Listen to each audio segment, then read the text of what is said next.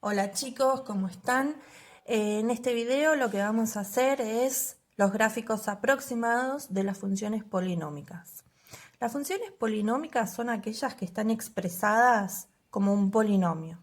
Acá la tenemos escrita en forma polinómica y vimos en el trabajo anterior que estas funciones se pueden escribir en su forma factorizada buscando las raíces del polinomio con el teorema de Gauss o algún caso de factoreo. En este caso ya la tenemos escrita en su forma factorizada y es la forma que vamos a usar para realizar los gráficos aproximados.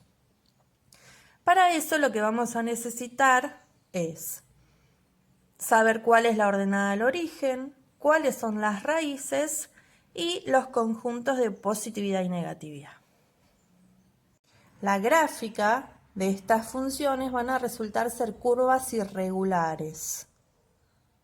Lo primero que vamos a encontrar entonces es la ordenada al origen.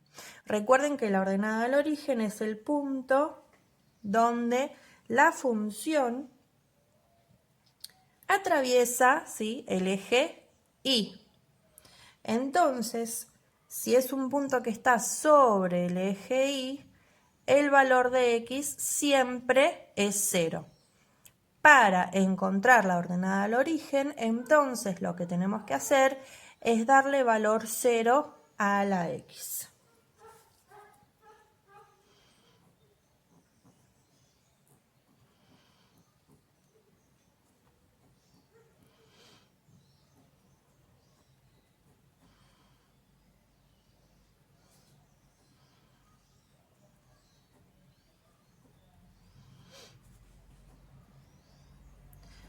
Y ahí encontramos que la ordenada al origen es 5. Vamos a ir marcándolo en nuestro gráfico. Si tomamos la escala en el eje Y de 5 en 5, ¿sí? 5, 10, 15, menos 5, menos 10, menos 15 hacia los negativos.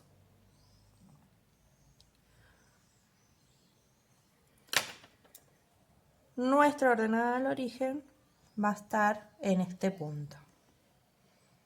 Muy bien, una vez que ya sabemos cuál es la ordenada al origen, vamos a buscar ahora los puntos de intersección de esta curva con el eje X.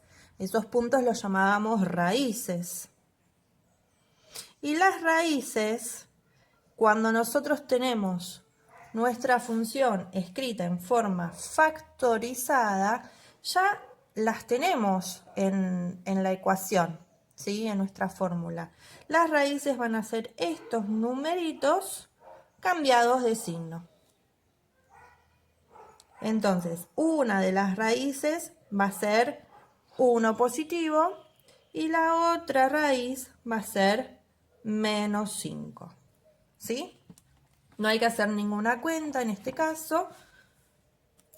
Y lo que vamos a hacer es marcar las raíces en nuestro par de ejes coordenados. ¿Sí? Entonces,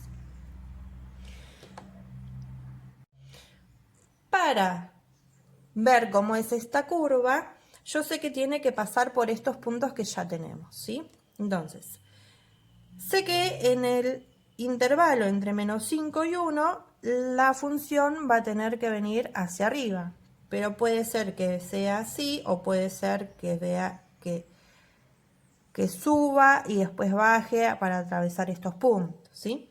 Lo que no sé es qué pasa en el intervalo de menos infinito a menos 5. La función puede estar por sobre el eje X o por debajo de él. Y tampoco sé qué pasa en el intervalo entre 1 y más infinito, porque la función puede estar por sobre el eje X o puede estar por debajo. Esto que estamos analizando son los conjuntos de positividad y negatividad. Cuando la curva está sobre el eje X, entonces ese intervalo, ¿sí?, es conjunto de positividad. Entonces, las raíces me van a determinar diferentes intervalos del eje X. Y vamos a armar un cuadro. Bien, vamos a armar un cuadro entonces de esta manera. Vamos a tener el intervalo, un representante de ese intervalo y la imagen correspondiente al representante que elegimos. Vamos a ir haciendo despacito. Primero vamos a determinar cuáles son los intervalos que quedaron determinados según las raíces que encontramos, ¿sí? Entonces, el primer intervalo va a ser de menos infinito hasta el menos 5.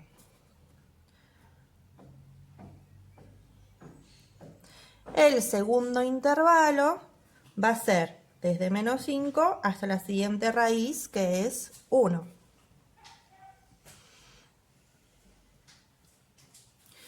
Y por último, de 1 a más infinito.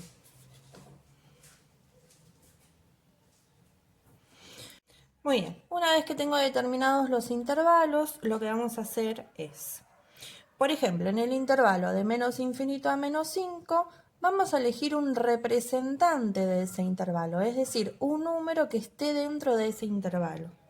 Yo voy a elegir, por ejemplo, el menos 6, porque el menos 6 está en ese intervalo.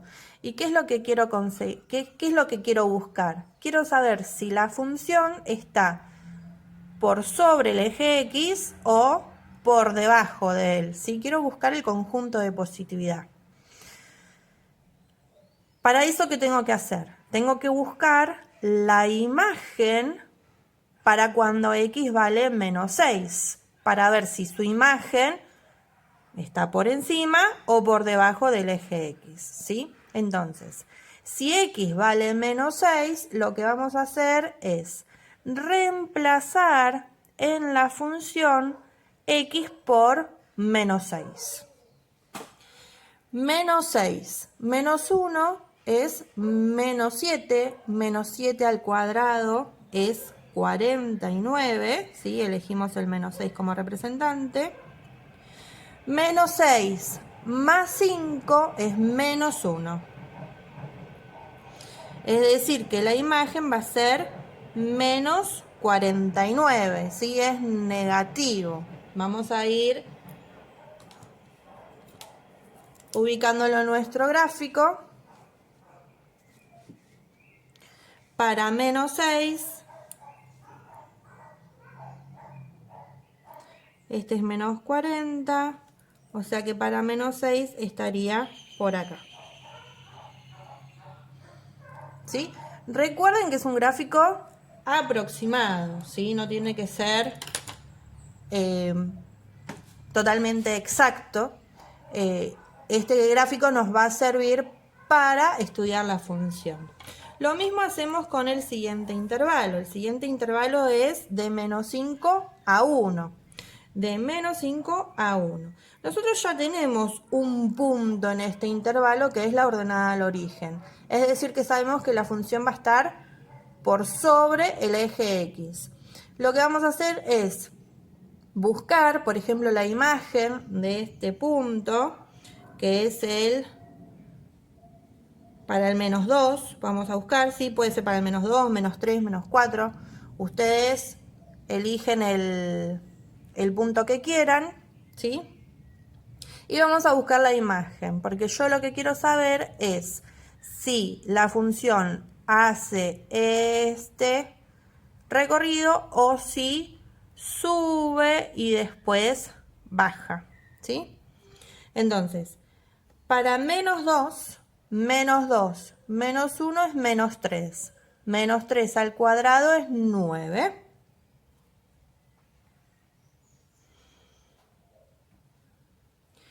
Menos 2 más 5 es 3. Y 9 por 3, 27. ¿Sí? Es decir, que la imagen para menos 2 va a estar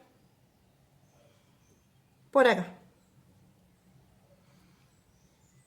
Bien.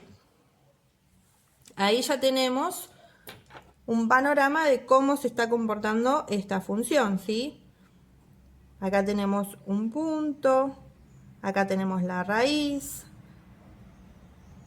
sube hasta acá, ordenada al origen, y siguiente raíz. Nos faltaría saber cómo se comporta en el siguiente intervalo, ¿sí? Entonces, vamos a nuestro cuadro. Para el intervalo de 1 a más infinito, ¿sí? De 1 a más infinito, por ejemplo, vamos a elegir el 3 y buscamos la imagen, ¿sí? Acá tenemos la función. 3 menos 1 es 2, 2 al cuadrado es 4. 3 más 5 es 8, 4 por 8, 32. Es decir, que para 3 de x,